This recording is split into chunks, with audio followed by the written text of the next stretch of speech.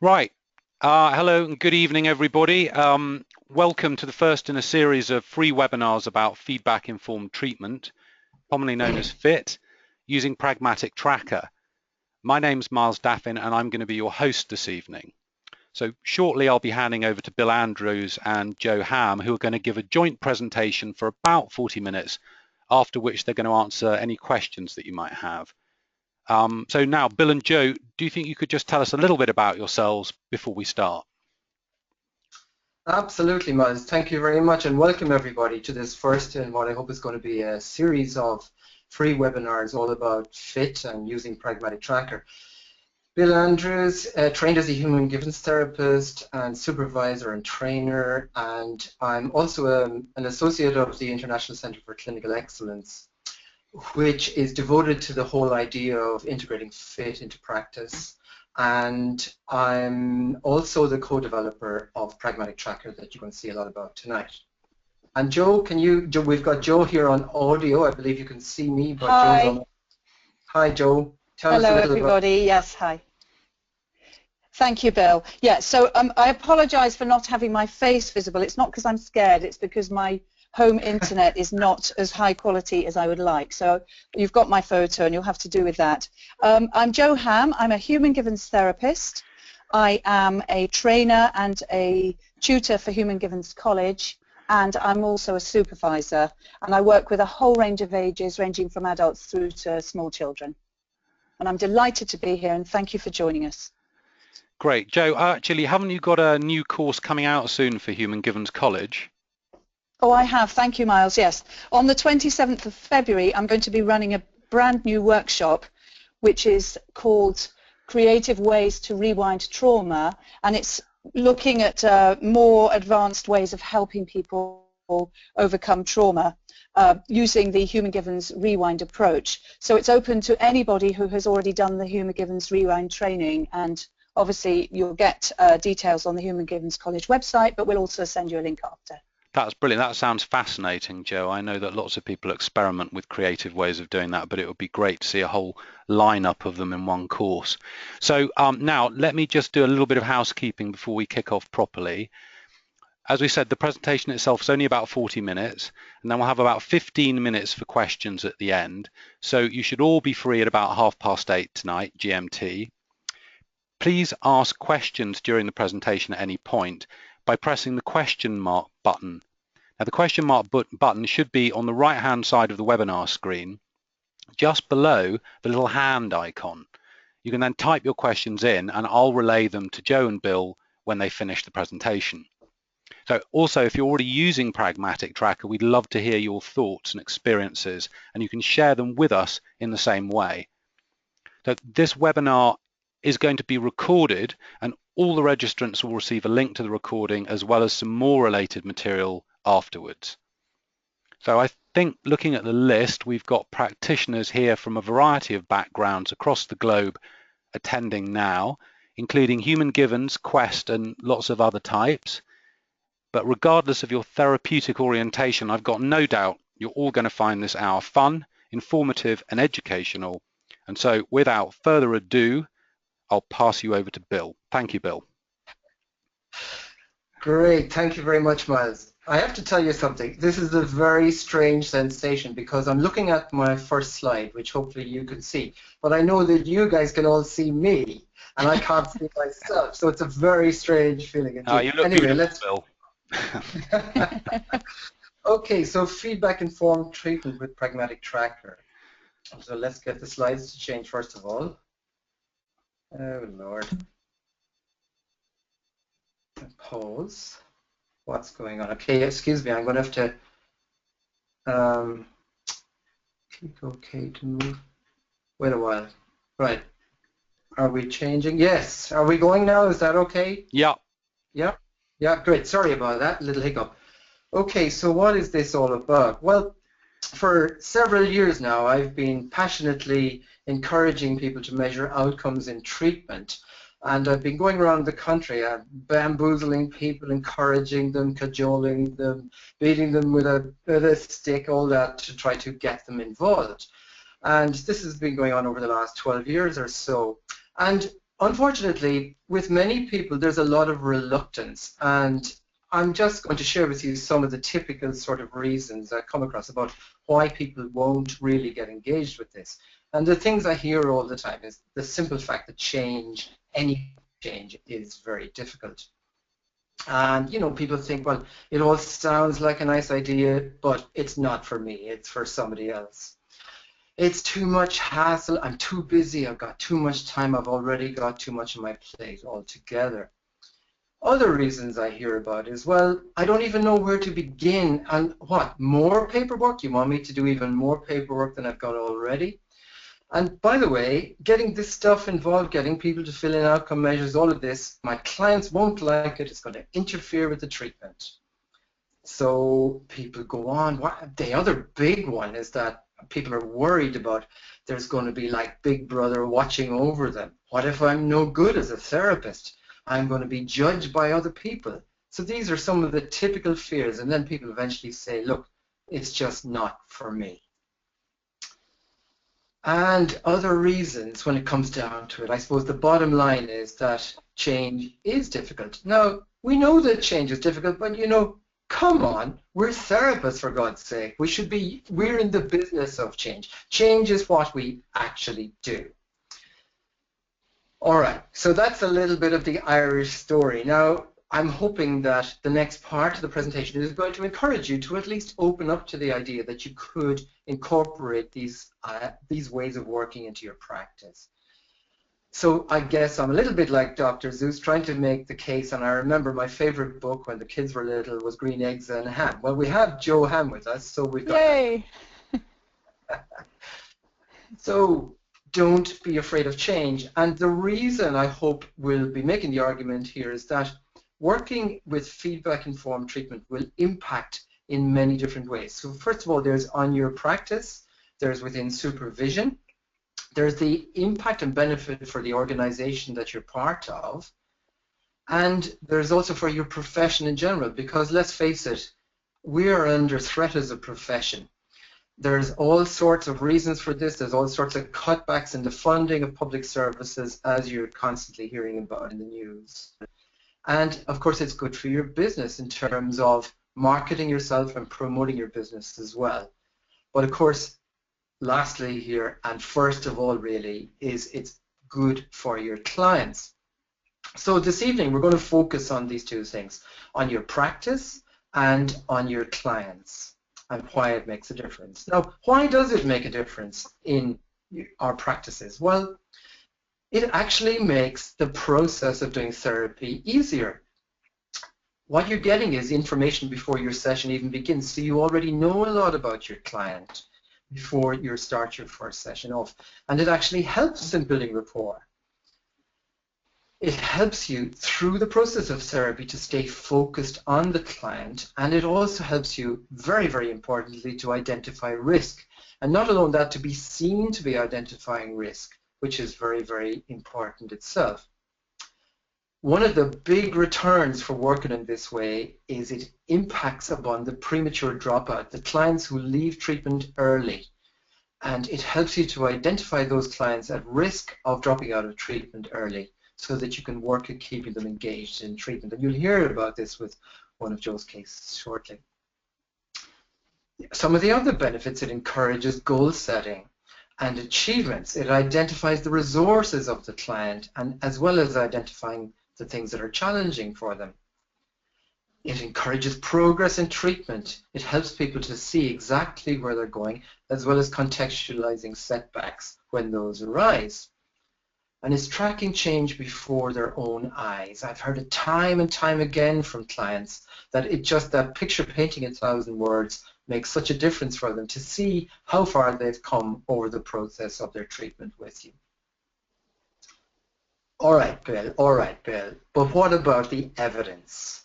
Well, putting aside all of those benefits, there's a very strong empirical basis for this. Now, there's many great advocates of this around the world, but just to let you know about a couple of the people here in the UK, John Miller-Clark has been working tirelessly for 2 decades now to incorporate practice-based evidence as routine for the way therapists work with their clients. And on his website, Core IMS, there's masses of references to all of the papers he's been involved in the publication of, first author and second author, etc. Another leading figure in the UK is Professor Mick Cooper, who's now at Roehampton University.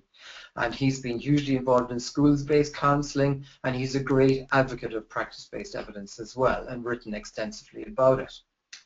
When we cross the pond, we get to Dr. Scott Miller.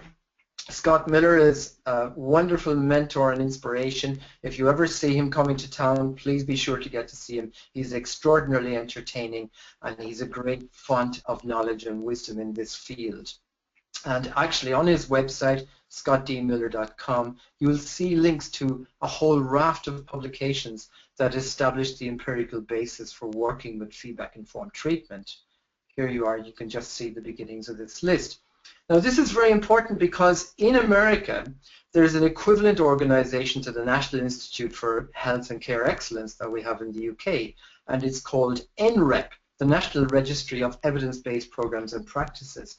And in 2011, application was made for consideration of feedback-informed treatment as having an empirical basis, and indeed it is now an approved treatment. So that's very, very important to know that this is not just beneficial for you and your clients, you're actually working in an evidence-based way. So that's very, very important. So scottdmiller.com is the place to go for understanding that argument in more detail. But without further ado now, what I'd like to do is to pass over to Jo for her personal experience of working with feedback-informed treatment using Pragmatic Tracker. So over to you now, Jo. Thank you, Bill. Thanks a lot for that introduction. And now this is more sort of doing it from a personal point of view of the way I've worked with clients. But just to give you a bit of background first, when I was studying to become a therapist, part of my course was at Nottingham Trent University, and that's where I first heard about the idea of using outcome measures and how they are incredibly helpful for showing not just, you know, people saying, oh yeah, I feel a bit better or I feel a bit worse, but actually showing exactly with your specific results and observing how they are actually improving or moving forward. And for me, having learnt as I was learning to be a therapist, I learnt it kind of as part of learning to be a therapist. So to me, it makes complete sense to monitor people's progress, how they're getting on, to take a snapshot of how they are before I even meet them. And I find it really helps me to build up a kind of alliance with my clients so that it's us together working to defeat or, you know, to beat whatever it is that's bothering them, whatever challenges are coming their way, we're together. And the other thing you'll see from this picture, I'm a person who cannot stand paperwork. I seem to get myself in a muddle with loads of piles of paper.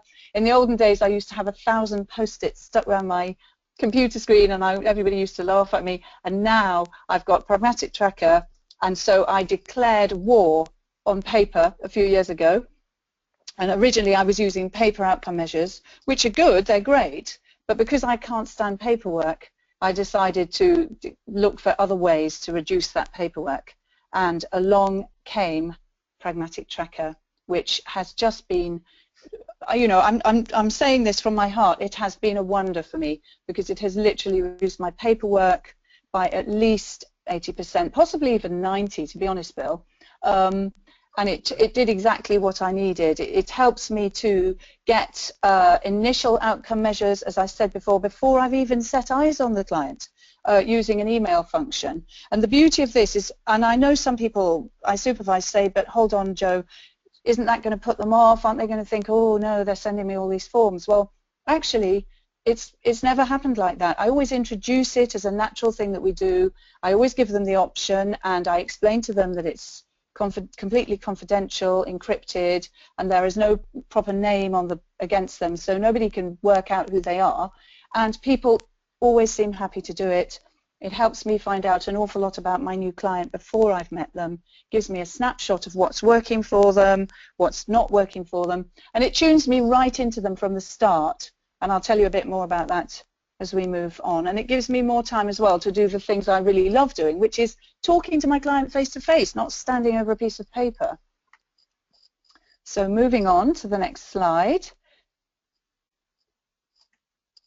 It's really simple. This is the other thing I can't express strongly enough to all of you listening and thinking, gosh, is it going to be for me? Can you go back one, Bill? Thanks. I was just explaining that it's simple to sign up and log in, literally really quick and easy.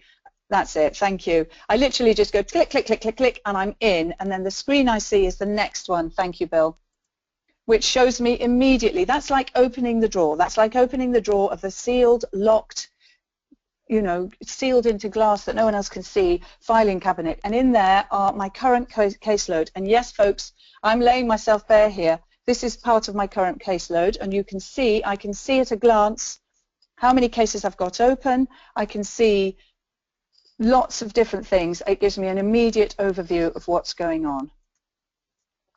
And if I look to the left of my screen, it gives me a quick summary, which shows me at a glance immediately, you know, the number of clients I've got currently in treatment, those I haven't seen for perhaps 30 days or even 60 days, and then perhaps I need to follow them up, or people who are improving and people who are not improving. I'm pleased to see that 9 are improved, and, you know, a couple of them haven't improved, and that's life as a therapist, as I'm sure you all know.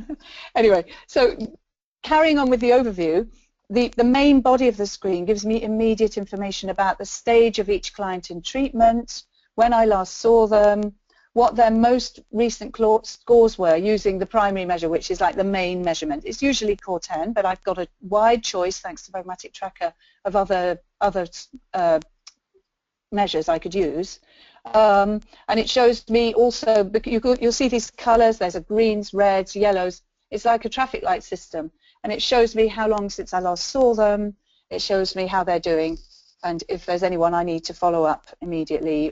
And also it tells me when their next appointment is straight away. So it's really, really easy to use. Moving on, I can immediately, another really useful thing is that I can sort by clicking on a column, and you'll see that column on the right.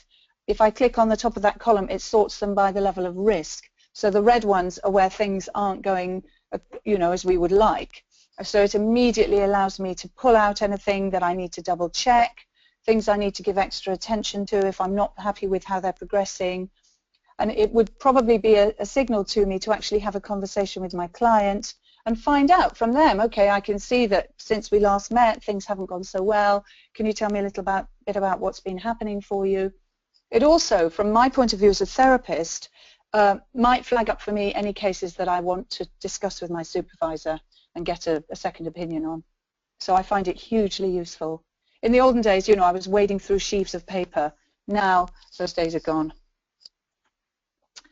Other useful information it gives me, it's really quick to read, and taking a closer look here, I can just select a single case and I can go to their home page and have an overview of all the sessions they've had. So clicking onto the next screen, thanks Bill.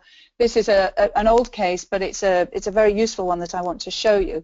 I can see everything about the client's sessions, when I saw them, and then I can actually choose to drill further down into the case. And I'd like to actually take you by the hand now and tell you a little story. This is a lovely case. It's like a beautiful textbook line. You can see the two main measures intertwined almost like a DNA double helix, beautifully dancing with each other. The red one is the core 10, which is the 10 statements about how the client is doing. And the blue one is what we call the ROS. I don't want to go into too much detail, but it's a very quick 3-question measure that is almost like a cross-check. And the beauty of it is, when I show that to my client, let's say I'm on the first session, which is that one on the left, 7-7-14, there would just be 2 dots the first time I see them, and I would cross-check with them, and I'd say, look, it's showing that on the 10 statements you're in a mild to moderate level of distress, and the blue one's coming out slightly more distressed as well. Does that sound about right to you? And they always turn to me and say, yeah, that's just about right. So I find it a really easy and helpful way of immediately getting a kind of agreement going with my client and getting you know, them on my side, me on their side, and that we're working together to help them to set goals, which is another thing I'll come on to. And this the client chart is something I use as a massive tool in itself. It doesn't just track the progress session by session, but the measures because you've got those multiples, you can confirm that each one is sort of reinforcing the other one and encouraging also the client. And I really do use it as a therapeutic tool, as I said. And with this particular client, you can see that she came to see me 6 times. She made beautiful progress. And after session 6, I actually took a photo of this.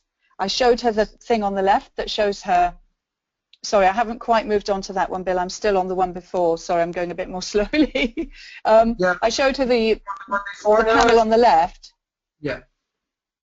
I showed her the panel on the left, and you can see that there are plus 86 and little pluses. That shows her the percentage improvement that she's made.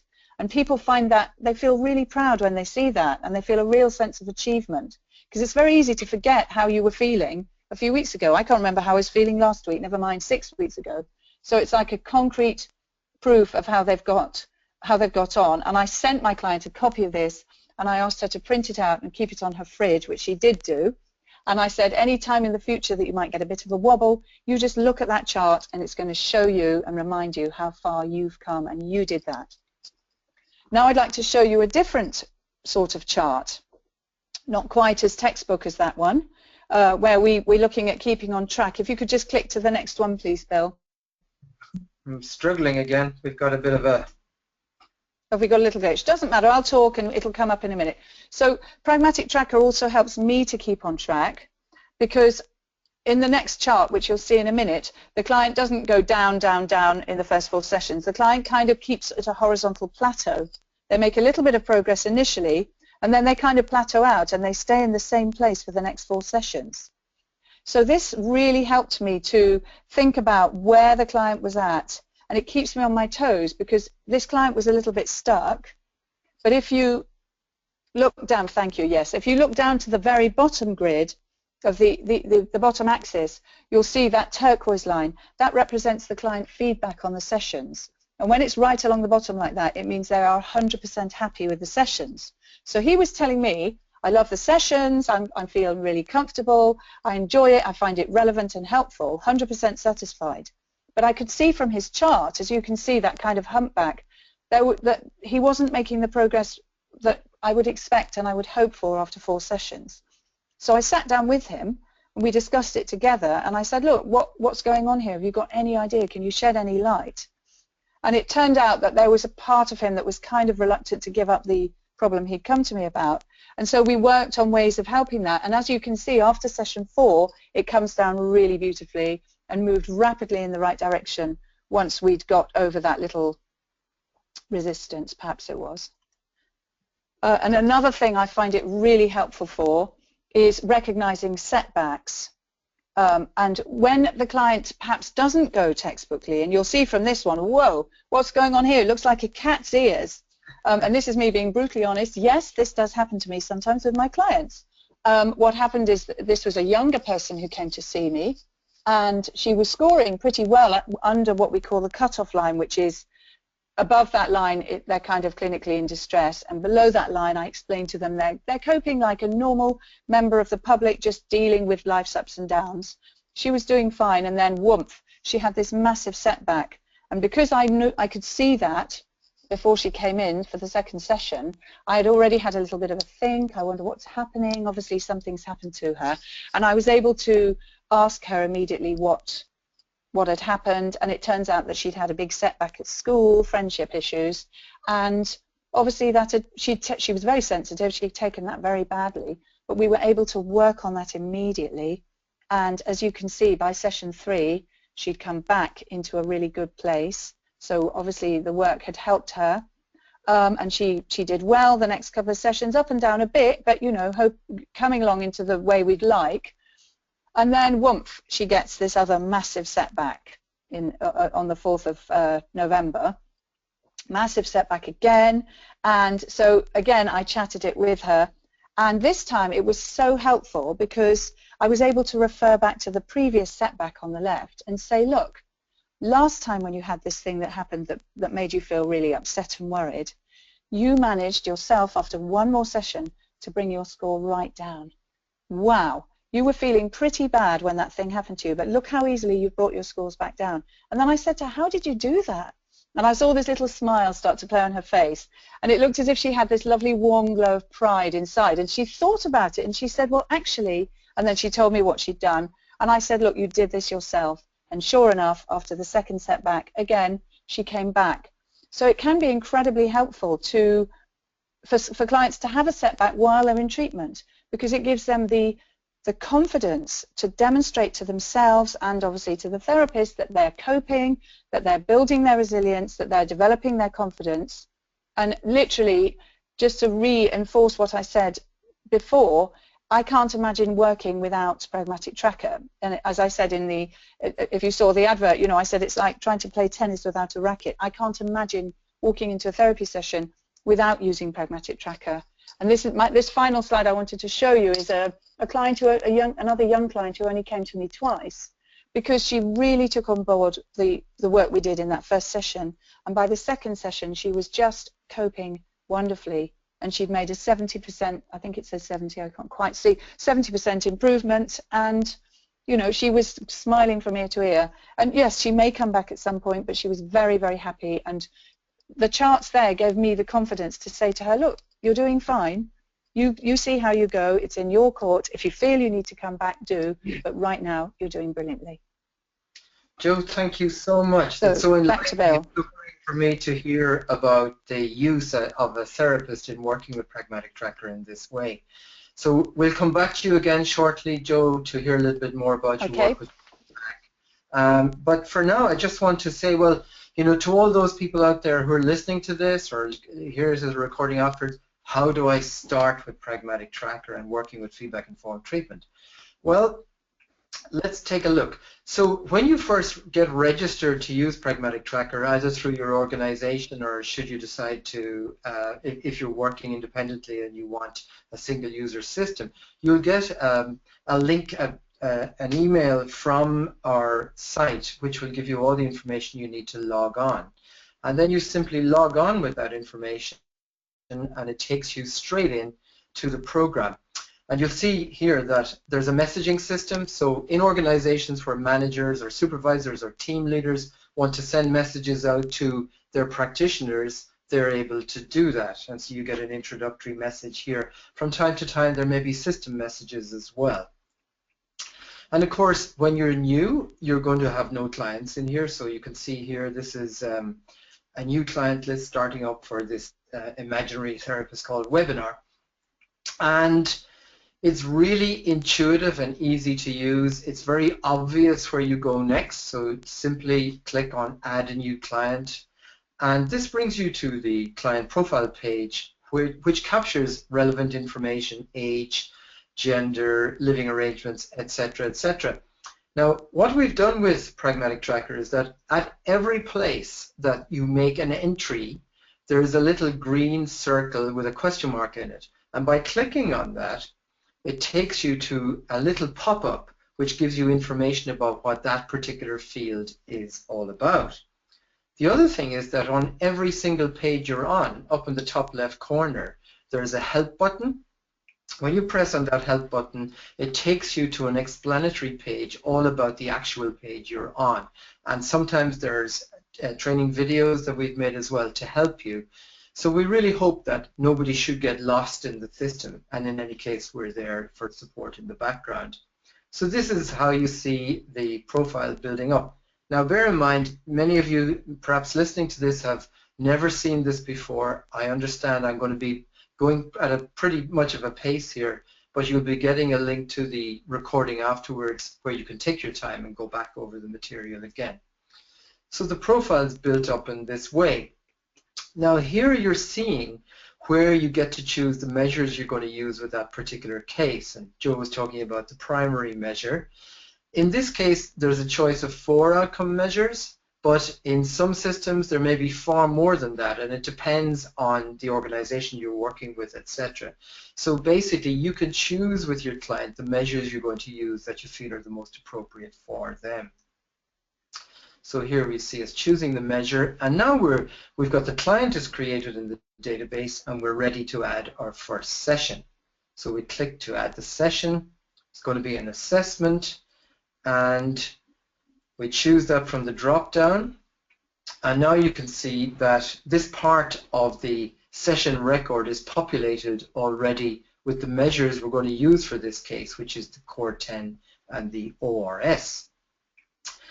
Now, on the right-hand side, one has the option here. Joe was talking about when we're working with clients where we want to get and send them an email link so they can fill in the measures before they see us. That's one option. And the other option, of course, is you can open the link right there and then in the room with them. So if you've got an iPad or a laptop or whatever, then the client gets presented with the questions, one question at a time. You can see this is the first of the Core 10 questions, and then they just go on through. This is the risk question, which you will see we've picked out as a component to highlight risk when you see it on the chart shortly.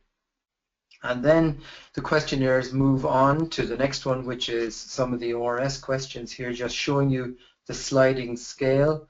The client can actually tap anywhere, if it's an iPad, tap anywhere on the line, or they can slide along with their finger to get the right place for them.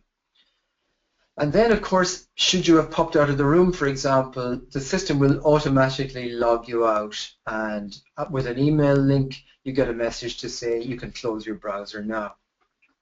This is, of course, for security reasons. Now, when you log back in again, you're brought straight to that client's chart so you can see where they're scoring, and you can see a lot of information already there available to you. On the right side, you've got some chart controls, and this allows you to go from looking at everything you've recorded to looking at something in particular, whether it's the Core 10 or the ORS. And then this changes the y-axis to the particular scoring range for that measure. In the case of a Core 10, for example, it goes from 0 to 40 on the y-axis. And it gives you summary information over on the left-hand side of the screen as well.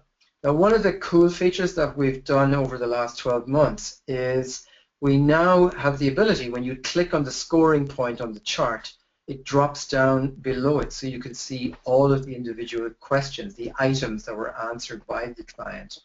And most importantly, here on the Core 10, you see that the risk question is highlighted in red to bring your attention to that straight away. So this is helping you to identify what's going on for the client there. And it's very easy to find your way around the system. There's tabs which take you to wherever you want to go, and you can see you're capturing the information gathering as you progress through treatment with the client. Now, we're always developing and innovating, and one of the features we really wanted to build into Pragmatic Tracker, we recognized that while outcome measures are great, and wonderful outcome measures like Core 10 and ORS are incredibly beneficial, it's not always capturing the exact language or aspirations of the client for what changes they want to bring about. So we worked to develop a new feature which is about capturing the goals, the specific goals of the client. Now, what this actually does is it allows you to build a goals measure that, if you like, is customized to that particular client you're working with and capturing the goals that that person wants to see achieved through their treatment. You get to it from the session record. There's a button there to go to the goals list. And now what you're actually doing here is you're building a goals measure for the client. You can see we've created some here, for example, to sleep better, to exercise more, to eat healthier. These were the goals that this fictitious client wanted to achieve. When you now return to the session record, lo and behold, you've got a new measure in here now called the goals measure. And when you click on the drop down on the other side, you're brought to the individual items. And of course, in your discussion with the client in that first session, you can capture that range of score. If they say, well, how close are you to achieving that sleeping better, and they're saying 2 or 1 or whatever it might be, and then you score that in that way. Now, from then on, every time the client is presented with their suite of outcome measures, the goals measure will be one of those. So you're tracking session by session change that's taking place over those goals. So now you can see here on the chart control, choosing goals, and this reduces the window. And once again, using the arrow there to click on the button, and you can see the goals have dropped down underneath the chart. So what I would like to do now is pass back to Jo, because she's going to tell us a little bit more, I'm hoping, about her working with the feedback measures in treatment. So are you there, Jo? I am, yes, I've been listening. And I wanted to add something to what you've just said, Bill. While I was listening, I was thinking about it. And I want to really express to people how absolutely simple, once you've got to grips with a new system, which obviously, you know, you have to learn how to do it, but there's so much support already up online and support available from Bill and from me, but also that I can go from zero, in other words, no client record for a new client, to having a client record set up and selecting and sending by email the client measures to that client in less than 1 minute. It is so simple. And then the other thing that I think we need to bring out is, if you're working out and about in different settings, maybe in different centres, I used to be schlepping around with massive folders with all my client notes in, you know, and there's always a danger you might drop a piece of paper, or you might leave your folder. Obviously you try not to, but it's always a possibility. And, you know, stuff is open that people could accidentally see.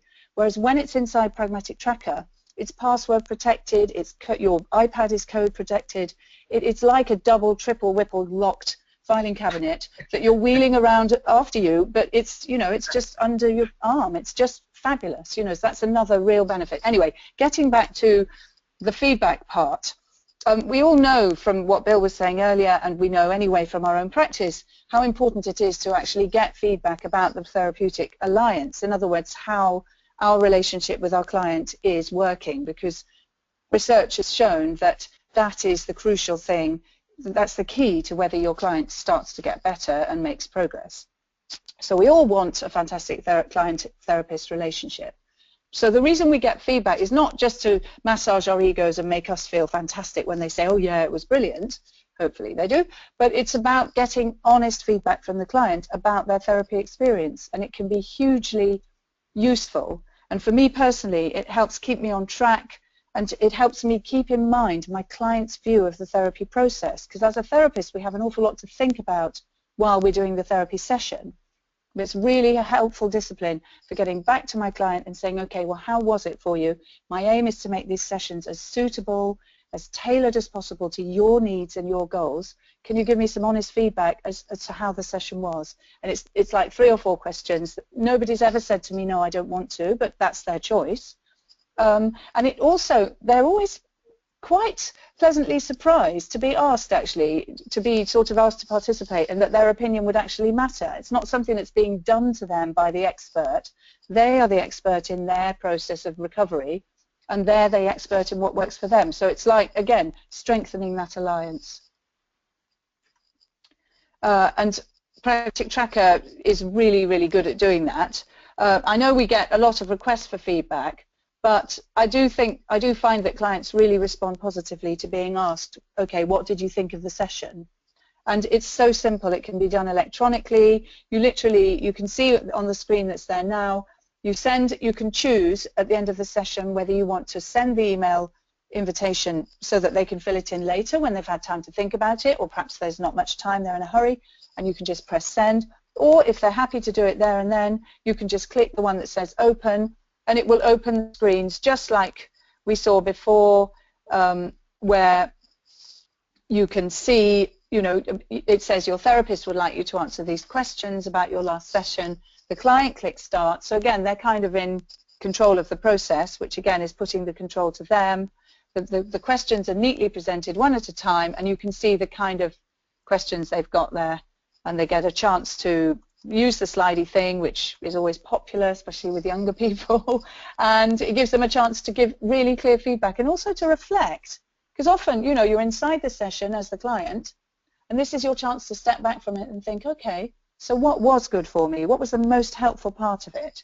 And then they get, as you will expect, now that you're getting a little bit familiar with Pragmatic Tracker, you get an instant picture, and you can see the arrow, and that shows them where they are, and it shows the therapist where they are. You can see immediately the drop-down answers underneath, and then it gives you a chance, you know, if something is a bit lower, that's a warning bell again to discuss it with the client. Okay, so you felt that it wasn't quite an approach that was suitable for you. So which bits did feel suitable? Were there any bits that you felt uncomfortable with? And it's tying that client in, it's helping them to buy into the therapy. And as Bill said earlier, it reduces dropout because they're part of the process and they know that they're being listened to. Great, Joe, great. What about closing cases, Joe? Yeah, so when you get to the end of therapy, and another useful thing about these charts and this feedback is it helps you to see very clearly when the therapy is over, because once they're down in the zone that you want them to be in and that they want to be in and the goals have been achieved, then the therapy is over. So then it's very simple. When I'm ready to close this case, I simply open the client profile, click on close case, planned or unplanned, and then the client goes into a closed, I like to think of them as massive filing cabinet drawers, which are very secure. So I've got loads of filing cabinet drawers complete with loads and loads of closed clients that I've finished working with. But the beauty of that is that if they should contact me, occasionally they do, for a new episode or a top up, or just because they want to let me know how they're getting on, I can quickly, very, very quickly, just as quickly as with my open list, I can dip into my closed filing cabinet, don't have to find the keys are there, and I can immediately find that client and see, oh yeah, remind myself what it was about and all the rest of it and the progress they made. And of course, if a client does come back, just to say, it's very simple to reopen the client. You just literally click on open again, and I can open a second episode or a third episode of treatment if necessary. Fantastic, Back Joe. to Bill. Thank you ever so much. So we're not doing too bad to stay on track with our time here. I see it's 12 minutes past 8 on my watch anyway. Now, I'm hoping that there may be some questions from people, and but of course, obviously, we're here to encourage you to, like Dr. Zeus, to just make a decision to go in and play around and have a go with Pragmatic Tracker. Just for more information about this, you just go to pragmatictracker.com. If it's not part of your organization, you can have a free trial in there of a single user system, so you can go in and play around with fictitious data as much as you want to get familiar with it. So we would really encourage you to go and have a go for yourself. But without further ado now, what I would like to do is to open up for questions. If I could, I'll put my webcam on. I went hiding there for a while. I'll put it on again. You can see me. I'm still here. And maybe we can hand back to you, Miles. Yeah, hey Bill, can I just say thanks to both of you. That was a really clear presentation, and it certainly made it a lot clearer to me about how useful Pragmatic Tracker can be, and I'm going to really get stuck in myself. So yeah, we've got lots of very interesting questions, and I'll pick one at random to begin with. Let's have a look. So, interesting question from Jeannie. Hi, Joe, Bill, Miles. Can I link to clients who are receiving relationship counseling in Pragmatic Tracker? Can I link to clients who are receiving treatment in Pragmatic Tracker? Well, what would happen there is that in your creation of the pseudonym for the clients, you could make them meaningful to you so you knew who they were. So, and that would be up to you to find a way of doing that. Basically, the clients are listed, when they're sorted in the client list fields, what happens there is they're in alphabetical order. So what you would do is you would make sure that they're lined up next to each other. And that way you'll be able to see, you'll be able to toggle them from one to the other to see their relevant information. Does that get it? I think so. Let's just see if we've got... the person isn't there. Yeah. But hopefully that will. I think that makes it fairly clear. I guess a related question would be from someone called Mark. How do you keep clients anonymous and find their closed case? I mean, if you identify your clients personally by name and you're anonymizing their data in Pragmatic Tracker, how do you then sort of link the anonymous name to the real name so that you can actually make sense of it all? Joe, would I pass that over to you? Yeah, that's fine.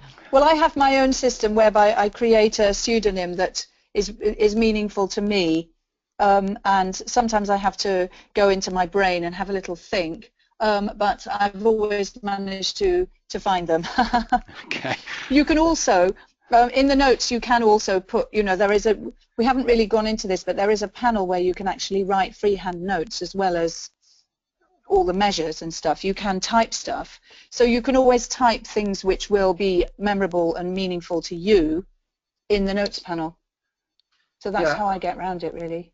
The way I personally do it myself is I take the client's initials and the date that they've first seen me for their first appointment, and even the time, and that's how I create their user ID. So I'll always, all I've got to do is go to my diary. If for some reason I've got confused, I can go back to my diary and look at who did I see at 11 o'clock on that particular day.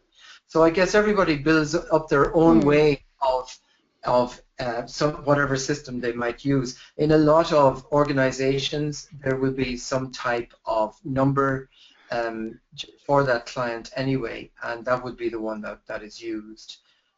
So hope that gets it. Yeah, I think that's a really good answer, Bill, and certainly I think I've used your trick myself with the date and so on.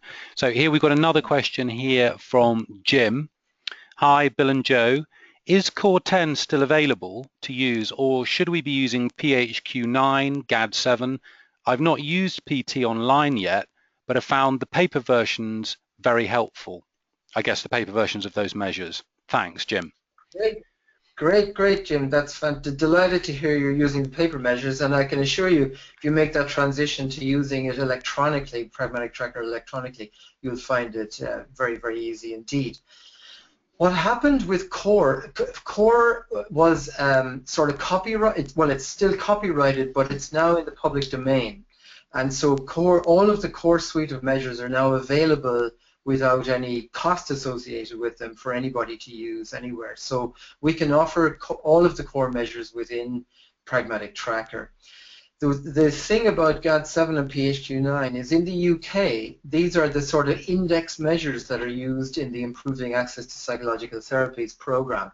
So my recommendation to people has been that if you're in an environment where you're, for example, wanting to influence your local GPs to show them your results in a language that they're more likely to understand, it may be useful to use GAD7 and PHQ9. Also, you may like the idea of having a measure that's more anxiety-specific, a measure that's more depression-specific, GAD7 and PHQ9. Personally, though, now that Core is free of restrictions, my recommendation really is a very easy combination of instruments is using Core 10 with another brief measure like Joe was talking about, the ROS or whatever. So I hope that gets it for you. And if anyone has any further questions about any of this, please feel free to email us at support@pragmatictracker.com anyway. That's brilliant, Bill. So can I ask a few more questions, because we've got a flurry coming in right now, just at the end. Go ahead. Right, okay, good. So we have got a simple one. Presumably PT Pragmatic Tracker always requires an internet connection to work. So I guess the question is fairly straightforward. What do you do when there is no internet connection as well? I guess would be a related question. How do you get around that if you have problems with internet connectivity? Right. Well, you're absolutely right. Pragmatic Tracker requires an internet connection to function. If you are in a situation where you want to capture the information and you want to put it into Pragmatic Tracker afterwards, you simply use paper analogs of the measures you're using, capture it on paper, and then you can go in and instead of having to go one question at a time, you simply drop down the entire questionnaire, and it's very quick. As long as you're not bogged down with too many questionnaires, it's very quick to transfer the 10 items for example, of Core 10 directly into Pragmatic Tracker when you are online afterwards. And if I can add, I've done things where I've worked where there hasn't been an internet connection, but I've been able to email the questionnaire to the client before, so they've been able to fill it in. And then I've done things like screenshot it on my iPad so that I can still look at the results with them, and I can still show them their chart, even though we're not online, just by previously screenshotting it. So there are plenty of ways around it. You see, Joe, Yes, that's the creativity in you. That's fantastic.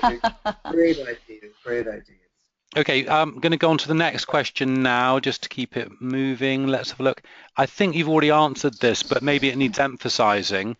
Is there space for keeping session notes within Pragmatic Tracker, or do you have to keep detailed notes separately? That's from Sue. Oh, absolutely. Joe, do you want to take that? Yeah, I'd love to take this because this is a dream question for me. Sue, it's just fabulous. Because I hate paper, and also for the things I said before, I find paper less secure in terms of keeping client data confidential. What I often do is I will, and also you need an internet connection for this, but I will dictate my notes using my iPad microphone. Now, obviously, if you're on a laptop, you may have that option as well, but I dictate them very quickly after the session, and then they're in there. And it's just super quick, and there they are, and you can go and look at them whenever you want. So I find it really agile, the system. The other thing I didn't perhaps emphasize enough was when I was using paper measures before, I would get bogged down, particularly with Core 34, which isn't used so much now. But, you know, how many minutes does it take to add up a Core 34 and get it right? Quite a lot. So it's wonderful the way it just immediately shows you the picture. And then I would spend hours sort of drawing out little graphs to show my client. Those days are gone. Great. Great. Just one thing I'd like to add to that, Miles, is that I would always recommend, in terms of security, not to put easy client identifiable material in notes. Yeah. To be honest, I'd recommend that in paper notes as well. And at the end of the day, you know, we have done everything we can within Pragmatic Tracker. Everything, for example, is encrypted. So if you write notes, they're all encrypted. And we've done everything we possibly can to protect the software, to protect the integrity of all of the data. But you know, recently we've seen what happened with TalkTalk. This stuff is in the news all the time. Even giant organizations applying millions of pounds to this still have problems. So the best way to be secure is to just be careful that you don't put client identifying material into the notes. That's all I just add. Can I add there, thank you, Bill, that I would keep the agreement for therapy and the details with their name and address and stuff like that on a separate piece of paper, safely locked away in a filing cabinet in accordance with data protection. Excellent, excellent, yeah. So there is still... Some...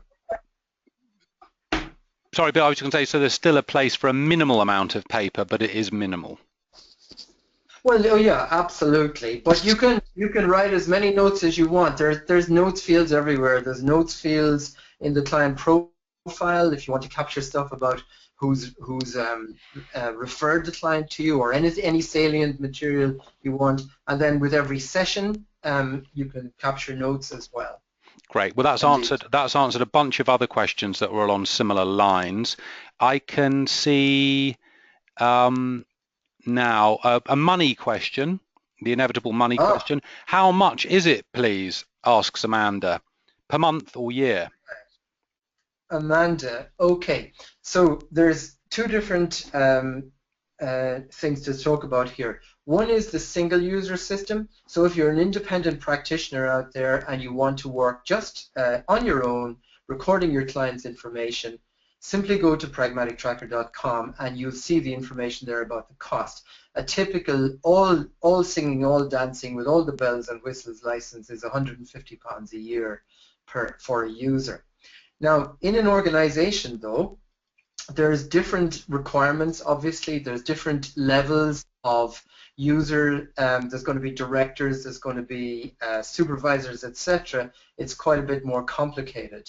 So what we do then is we do an organizational license.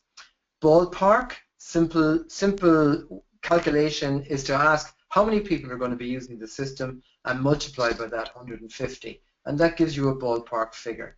But obviously, circumstances alter cases, and everything will depend on the unique configuration required for an organization, which will determine the cost. So the easiest thing to do there is to email me, please, support@pragmatictracker.com, and we can have a conversation about that.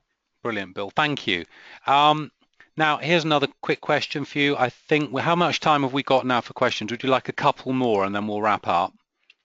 Yeah, well, we got 2025, so I guess we might as well go the distance if there's enough questions and try Yeah, and answer. well, there are plenty of questions, and they're all quite good ones. So here we've got, now this is from Juliet. Once I start using or start with Pragmatic Tracker, what would you do about ongoing clients? Is it best to only start using it with new clients? Aha. That's a good Well, question. Joe might have a different answer to me. Let's hear Joe's answer first of all, and then I'll answer. Bill. Oh, I thought you were going to go first, and then I could contradict it. Okay, Okay. I'll go first. It's a good question, and I think it really depends on how long you foresee that you might be working with that client. If it's something where you might be supporting someone for a reasonable length of time because of difficult circumstances, then it might be worth sort of backtracking and perhaps, as we mentioned before, uploading the data from the paper measures earlier if you were using them yourself, so you could go back and just create a record and quickly put in their measures from before, or you could start from the date when when you've got yourself set up and say, okay, from now we're going to use this system, and discuss it with your client if they agree, and take it from there. Those are the two thoughts I initially have. I'll go over to you, Bill. Yeah, I pretty much agree with that. I would say if you've been using paper measures anyway with the client, it's pretty easy to enter the data from those historical paper measures and the session notes, etc. if you want to do that. Generally, though, if you haven't been using outcome measures with clients, I would recommend, start with your new cases and practice first of all as well some fictitious cases to familiarize yourself with the system, and then make a fresh start with your new cases going forward. Sure. Okay, brilliant. A quick question from Barry. Can I hear a little bit more about the dashboard, which gives the summary of clients? It looks useful as a summary tool, but can I analyze the aggregate data for all clients in more depth? There's clearly a huge amount of data in the system. Right, brilliant question. Without going back and finding the particular slide, it might be, let's see if I can just go back to Joe's, where are we? Always hard to do this, isn't it? There we go. Let's see if we can show that one. Hopefully that's going to come up. Yeah. Have we got that on the screen now? Yep. Okay, great. Okay, so yeah, there's a lot of useful information there on the range of clients, and Joe explained about sorting and filtering, etc. When you click on any individual client, what you see there is there's one tab called Summary, which will give you the information of everything to do with that one particular client. Now, you might just be able to make out on your screens over on the left-hand side where it says Show These Clients. Down at the bottom there, it says Reports, and there we've got Light, Full, and Custom. Now, the beauty of these reports is that it's pulling out data, which they're called CSV files, which can be opened in Excel. So all of the relevant information that would allow you to do more complex analysis of your data is pulled out in those reports in differing ways. The full report, for example, pulls out absolutely everything. So if you've used 3 outcome measures, it will give you the individual item score of every measure at every session. The light report I designed because of much experience in analyzing data in programs like SPSS, etc. And they capture total score fields for that. That's how we've gone around it. Now, in a particular organization, if the organization says, look, Bill, we want this report X presented for us because we're interested in these particular ingredients, if you like, well, then we will custom build that report for you. So I hope that nails that one. That was brilliant, Bill. Thank you. I'm just going to, there are a couple more here, and I think since we're on the roll, we may as well answer them because they're all juicy questions, if you don't mind. Go for it. Okay. Clients with PTSD often have experienced a number of traumatic events which may be revealed over sessions. How does the tracker deal with this? How do we input those different traumas?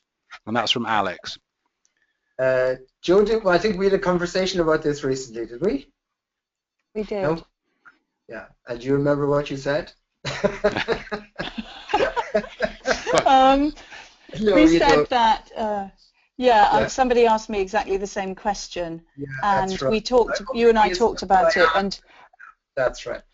Okay, so the answer to that is, remember, when you're using an outcome measure, it's a sort of a global measure of the distress, and you're really nuancing things when you start breaking down into the individual traumas. Now, I took some time earlier on to demonstrate goals.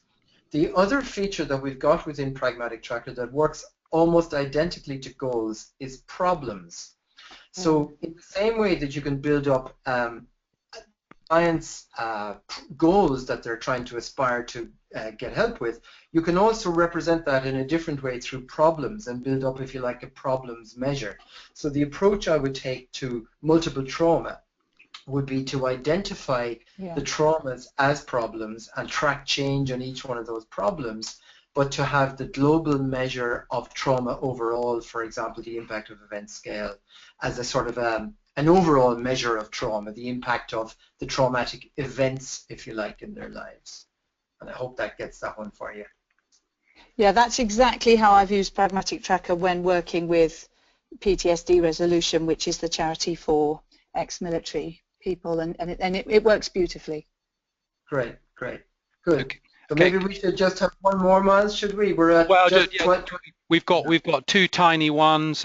We've got now the short one there is it possible to use Pragmatic Tracker with children too? Does anything differ? I suppose that's a good one for you, Joe. Right, do you want to take that, Joe? Yep, yes, you can use it with children, and I do use it with children. And because of that, you saw that nice slidey thing, and I alluded to the fact that children absolutely love whizzing their fingers along the slidey thing. So they have a lot of fun filling in how they're feeling, and it's a lovely way for them to get used to stepping back from how they are and realizing that sometimes they feel better, sometimes they feel worse. So yes, it works with children as well. And also young people, as I mentioned. Bill put on a special measure for me, the young person's core, which is a very useful one for kind of age 11 plus, 11 up to maybe 19, that sort of thing. Just the wording is a little bit more in keeping with young people, let's say. But it's the same as a core 10. And actually another innovation over the last 6 months or so, because of people requesting it, is that the ORS that you saw, the sliding scale, is an adult measure, but there's also the children's version of the ORS that has some smiley and frowny faces on it. And we've now built those in as well, so that measure can be made available in the particular organization. The other thing to point out is that if you currently work with any outcome measure in your work, if you're used to working with any outcome measure, we can pretty much build any measure that you might throw at us. We've tried to make Pragmatic Tracker as flexible as possible. So unless it's really odd, strange sort of instrument, we may not be able to do that. But almost any measure I've ever come across, we're able to build within Pragmatic Tracker. Horizontal buttons, vertical buttons, sliding scales without lines on them, sliding scales with lines on them, free text error, or combinations of all of these, we're able to cope with that. Okay. Okay, we better wrap up, I think, folks. Yeah, could I just say, obviously, if there are people out there with questions that haven't got answered, simply email us and we'll be very happy to answer them. And what's the email address that they should use again, Bill? support@pragmatictracker.com. Right. The website address is pragmatictracker.com, and then the email is support@pragmatictracker.com. Everyone who's registered for this evening, we will be sending you a recording link to this evening anyway. But we'll also send you some more information and keep you updated. And then you can come back with any questions you have. We'll be delighted to answer them. That's great. Okay, but well, can I just say thank you on behalf of everybody who had lots of positive feedback coming in saying how useful people have found this session. So thanks very much to Bill. Thank you very much to Joe. It's been fun. It's been informative. Thank you. And I hope quite a lot of people online have been inspired to get stuck in now that they can see how easy and useful Pragmatic Tracker is. Great, and thank you to all those participants, all those silent people out there. I don't know where you are, but thank you very much for joining us this evening, and I hope we see you again soon at our next free webinar on Pragmatic Tracker and feedback-informed treatment. Thank you very much, Joe, for a great contribution. It's great to hear about your work. Thank you. Thank you for having me, and thanks everyone for tuning in. Great. Okay. Night all. Bye-bye. Bye.